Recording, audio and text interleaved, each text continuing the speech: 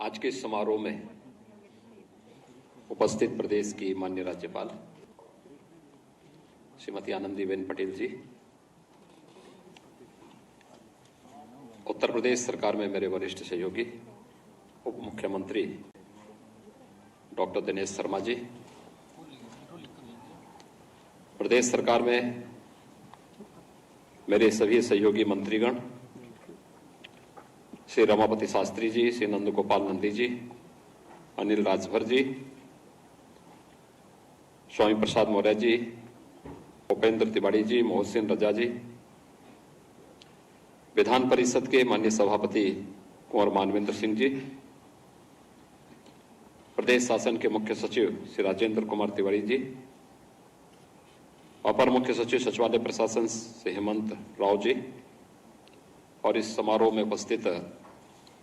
हमारे सभी प्रशासनिक अधिकारीगण और उपस्थित भाइयों बहनों, आज हम सब के लिए देश की आजादी के आंदोलन के दो महान योद्धाओं और आजाद भारत को एक नई दिशा देने वाले दो महापुरुषों के पावन जयंती कार्यक्रम में यहां पर हम सबको सहभाग करने का अवसर प्राप्त हो रहा है। मैं सबसे पहले आज के इस आयोजन के अवसर पर राष्ट्रपिता महात्मा गांधी की 152वीं पावन जयंती और देश के द्वितीय प्रधानमंत्री श्री लाल बहादुर शास्त्री जी की भी पावन जयंती के कार्यक्रम के अवसर पर प्रदेश शासन की ओर से इन दो महापुरुषों के चरणों में कोटि कोटि नमन करते हुए विनम्र श्रद्धांजलि अर्पित करता हूं। मैं इस अवसर पर माननीय राज्यपाल महोदय का हृदय से स्वागत करता हूं कि आज उन्होंने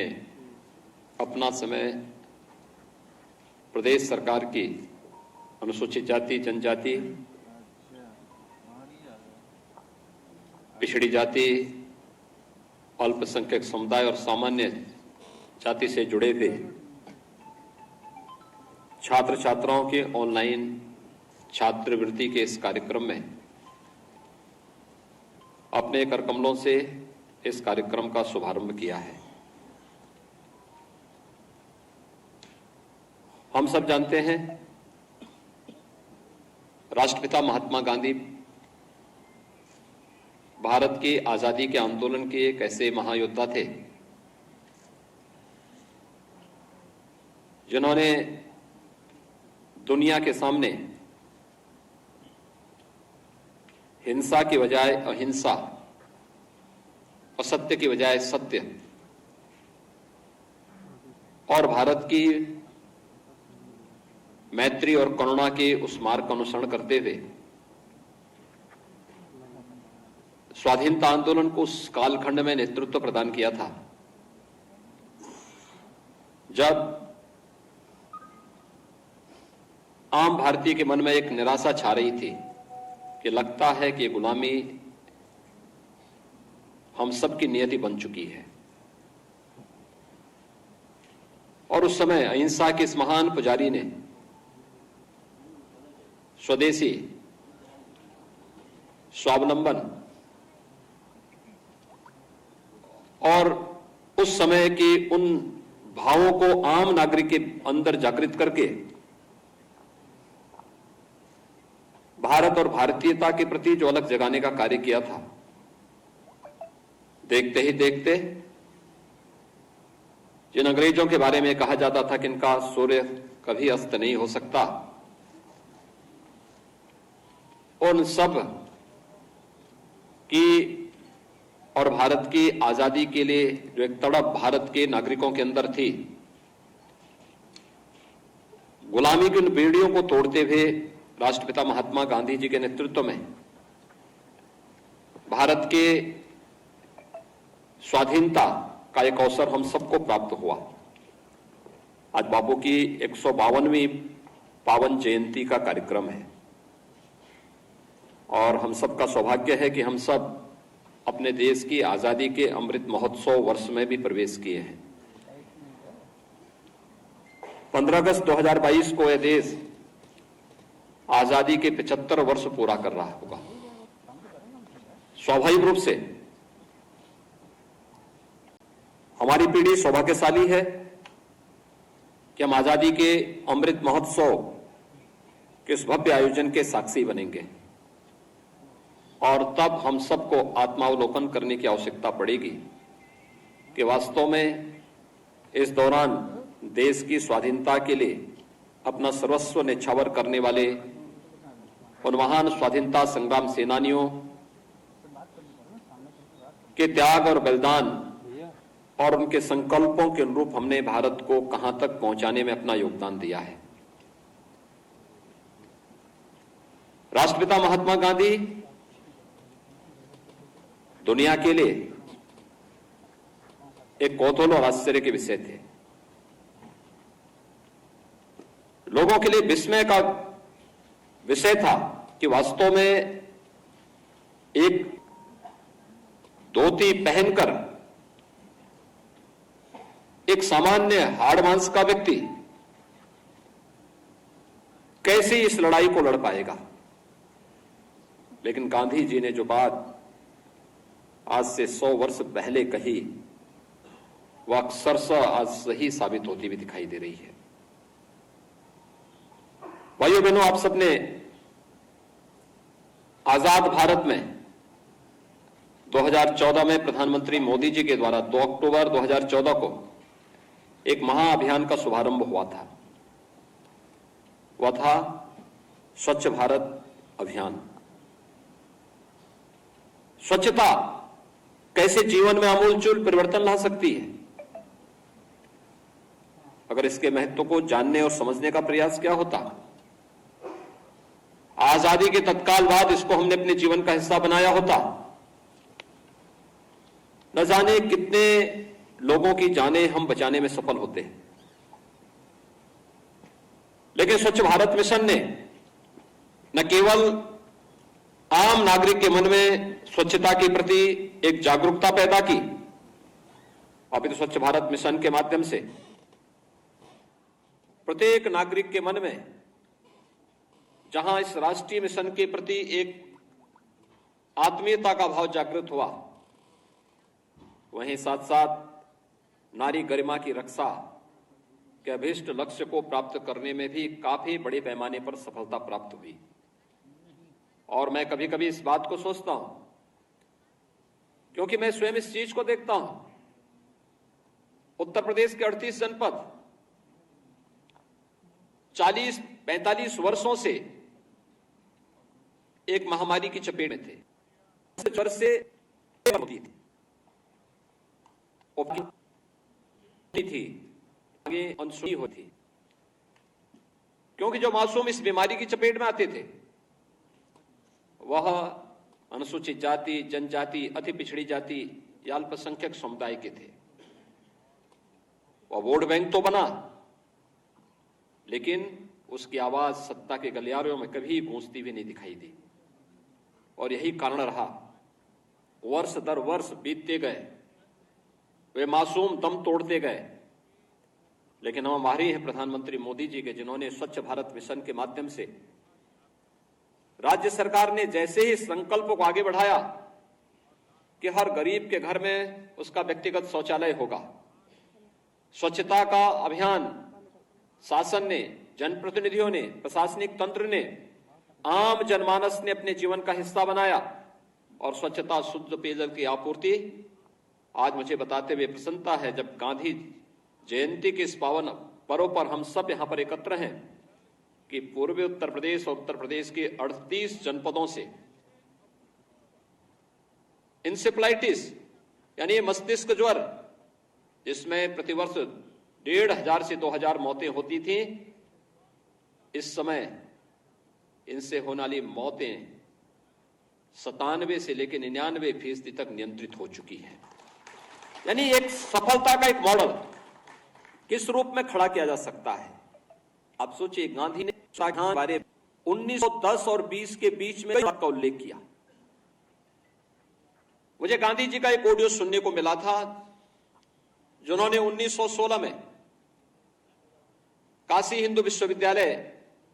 के उद्घाटन कार्यक्रम के अवसर पर जब वे काशी आए थे, तो में दर्शन करने के लिए गए थे। वहां की गलियों और वहां की गगी को देख करके तब बापू ने बहुत तीखी टिप्पणी की थी। 16 में बापू स्वच्छता पे जोर देते थे। हर एक नागरिक को इसके प्रति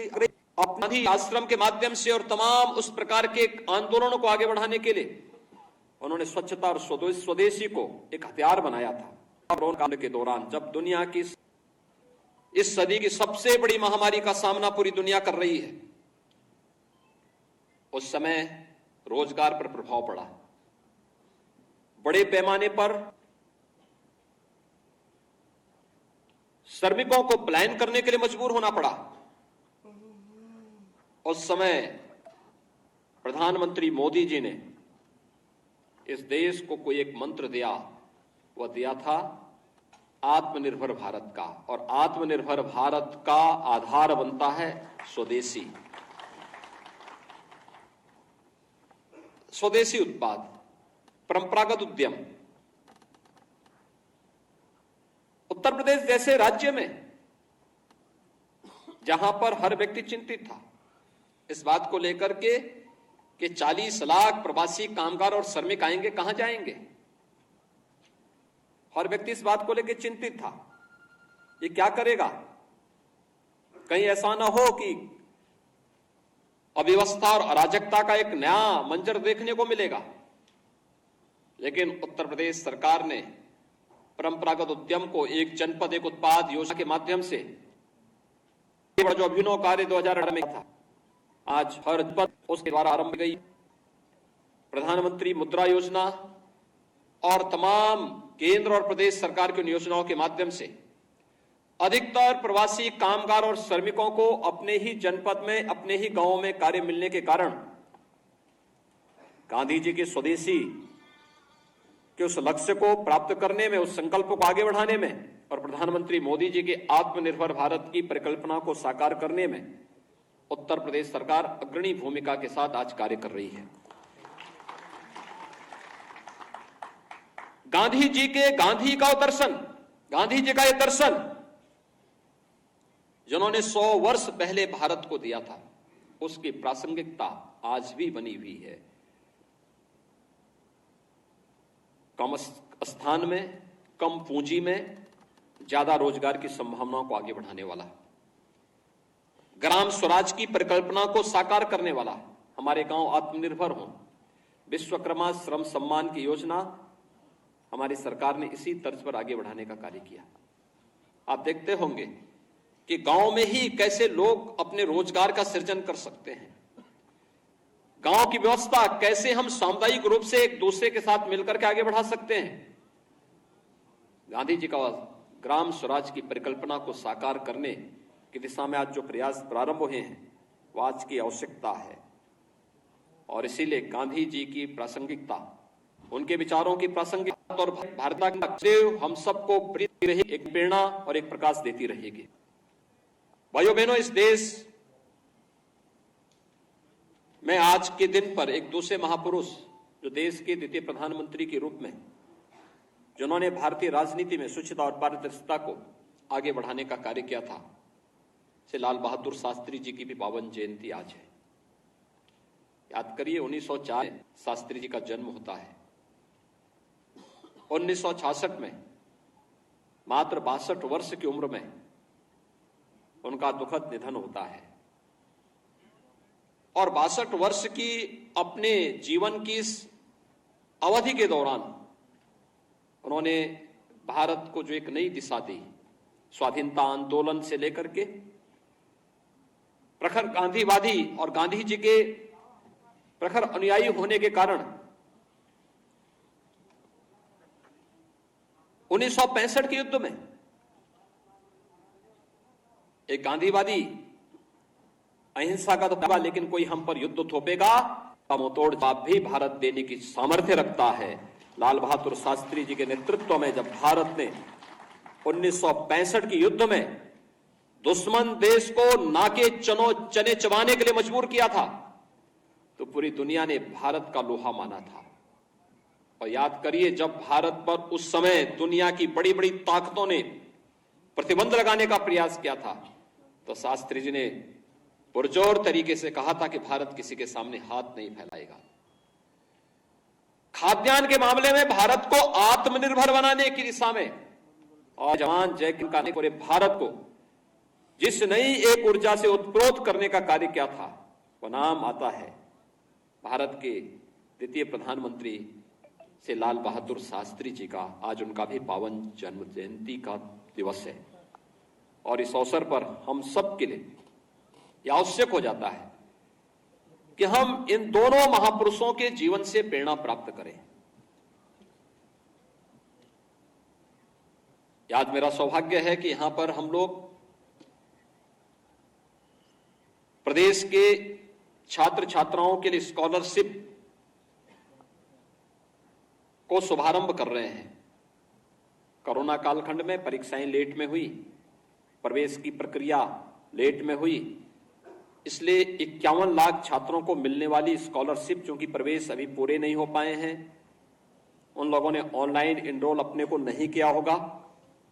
इसलिए उसमें आज समय लग रहा है। लेकिन आज माननीय राज्यपाल महोदय के कर कमलों से 1,51,000 छात्रों को यहां पर स्कॉलरशिप जारी हो रही है। जिन छात्र छात्राओं को स्कॉलरशिप जारी हो रही है, उन सबको मैं प्रदेश शासन की ओर से हृदय से बधाई देता हूं। शासन के द्वारा दिया जाने वाली यह स्कॉलरशिप उनको जीवन में आर्थिक तंगी का सामना न करना पड़े, अपने पठन पाठन के कार्यक्रम को सुचारू रूप से आगे बढ़ाने में मदद कर पाएगी। इस बात को ध्यान में रख करके शासन स्तर पर इस सहयोग उनको प्रदान किया जा रहा है। लेकिन ये प्रक्रिया बढ़ेगी और मैं यहां पर चाहूंगा कि चाहे वह अनुसूचित जाति जनजाति के छात्रों के लिए हो, पिछड़ी जाति के छात्र छात्राओं के लिए हो, अल्पसंख्यक समुदाय के छात्र छात्राओं के लिए हो या सामान्य वर्ग के छात्र छात्राओं के लिए,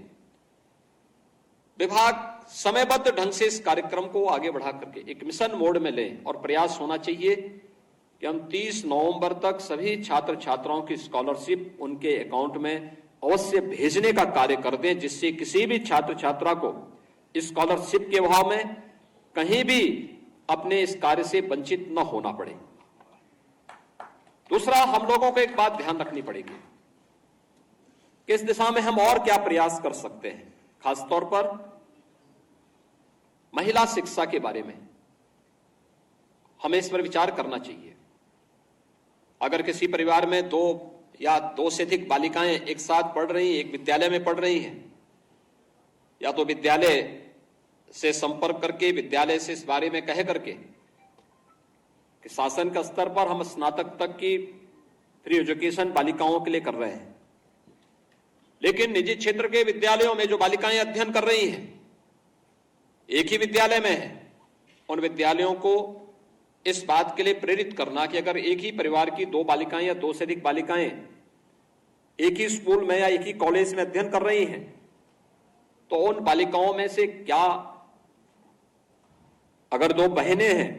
तो एक बहन की फीस को वे माफ करने की कार्रवाई करेंगे, नहीं करती हैं तो विभाग को शासन स्तर पर इस पर विचार करना चाहिए कि उन बालिकाओं की फीस को हम शासन स्तर से वहां पर प्रदान करने की व्यवस्था कर सकें। ट्यूशन फीस उन बालिकाओं के लिए शासन स्तर से दी जा सके, जिससे अभिभावकों को इस कोरोना कालखंड में हम एक राहत देने में योगदान दे सकें। एक बड़ा राहत का कार्य उन सभी बालिकाओं के लिए होगा और बालिका शिक्षा के प्रति शासन की प्रतिबद्धता को भी आगे बढ़ाने का एक कार्य होगा। जनजीवन होगा है कोरोना महामारी देश और दुनिया के लिए इस सदी की सबसे बड़ी महामारी साबित हुई है, लेकिन सतर्कता और सावधानी से इस देश ने प्रधानमंत्री मोदी जी के नेतृत्व में इस महामारी से बचाव के लिए जो भी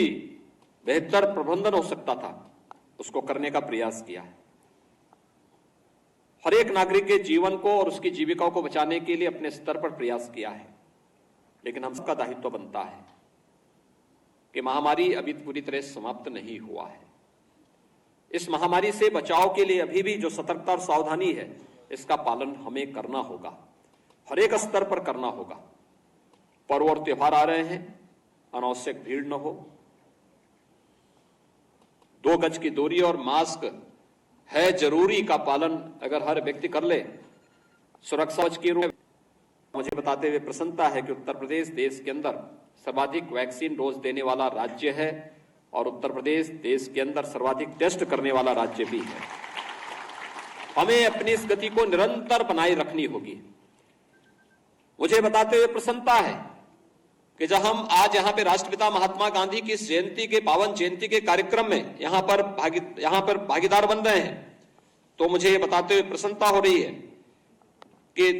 2012 से लेकर के 13 के बीच में जो बच्चों को स्कॉलरशिप मिलती थी, वो मात्र SC, ST, OBC और जनरल और अल्पसंख्यक समुदाय के सभी बच्चों को कुल 1800 करोड़ रुपए की स्कॉलरशिप दी जाती थी राज्य सरकार की ओर से। इसमें स्कॉलरशिप और शुल्क प्रतिपूर्ति भी थी। और आज मुझे बताते हुए प्रसन्नता है कि वर्तमान में हम लोग इस राशि को 3900 करोड़ रुपए की स्कॉलरशिप और शुल्क प्रतिपूर्ति अनुसूचित जाति, जनजाति, पिछड़ी जाति, अल्पसंख्यक समुदाय और सामान्य जाति के उन सभी बच्चों को देने का कार्य कर रहे हैं। यह हर तबके के बच्चों के लिए शासन के द्वारा उनको दी जाने वाली सहायता है, जिससे वह आगे बढ़ करके बाबा साहब भीमराव अंबेडकर के अनुरूप, लाल बहादुर शास्त्री जी के अनुरूप और बापू के अनुरूप राष्ट्र सेवा में अपना योगदान दे सके। आज के इस अवसर पर मैं एक बार फिर से सभी छात्र छात्राओं को जिन्हें स्कॉलरशिप मिली है उन्हें हृदय से बधाई देता हूं।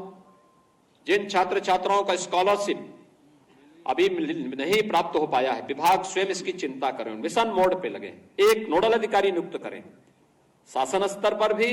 और जनपद स्तर पर भी। कोई भी बच्चा छूटने नहीं चाहिए। जो भी पात्रता की श्रेणी में आता है वहां पर विद्यालय स्तर पर, जनपद स्तर पर इसकी जवाबदेही तय करते हुए समय से सभी छात्र छात्राओं की स्कॉलरशिप उन्हें अवश्य प्राप्त हो जाए और 30 नवंबर तक हम स्कॉलरशिप उन बच्चों के अकाउंट में जरूर दें। इस पर सभी विभाग अपने अपने स्तर पर एक बार चिंता कर लेंगे तो किसी भी बच्चे को स्कॉलरशिप के लिए इधर उधर नहीं भटकना पड़ेगा और अनावश्यक रूप से अपने विद्यालयों में उन्हें जलालत नहीं उठानी पड़ेगी। आज के इस अवसर पर एक बार फिर से मैं अपने माननीय राज्यपाल महोदय का हृदय से आभार व्यक्त करता हूं कि वे आज के इस कार्यक्रम में उन्होंने समय दिया है, उनका मार्गदर्शन हमें प्राप्त होगा और उन्होंने छात्रवृत्ति के इस कार्यक्रम का शुभारंभ आज यहां पर किया, जिसमें 1,51,000 से अधिक बालक बालिकाओं को स्कॉलरशिप यहां पे प्रदान की जा रही है। इसके साथ ही मैं अपने सभी मंत्रियों को स्तर पर इन सब की समीक्षा करते हुए इस कार्यक्रम को आगे बढ़ाने का कार्य करेंगे। मैं प्रदेश शासन की ओर से पूज्य बापू की इस पावन जयंती के अवसर पर उन्हें कोटि कोटि नमन करता हूं। भारत माता के महान सपूत और भारत के द्वितीय प्रधानमंत्री श्री लाल बहादुर शास्त्री जी को भी कोटि कोटि नमन करते हुए विनम्र श्रद्धांजलि अर्पित करता हूं। धन्यवाद। जय हिंद। खबरों के निष्पक्ष विश्लेषण के लिए सब्सक्राइब करें Jantantra TV and press the bell icon. Never miss any update.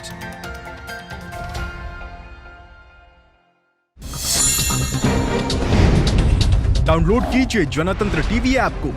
जो कि अवेलेबल है गूगल प्ले और ऐप स्टोर पर। अधिक जानकारी के लिए अभी डाउनलोड करें।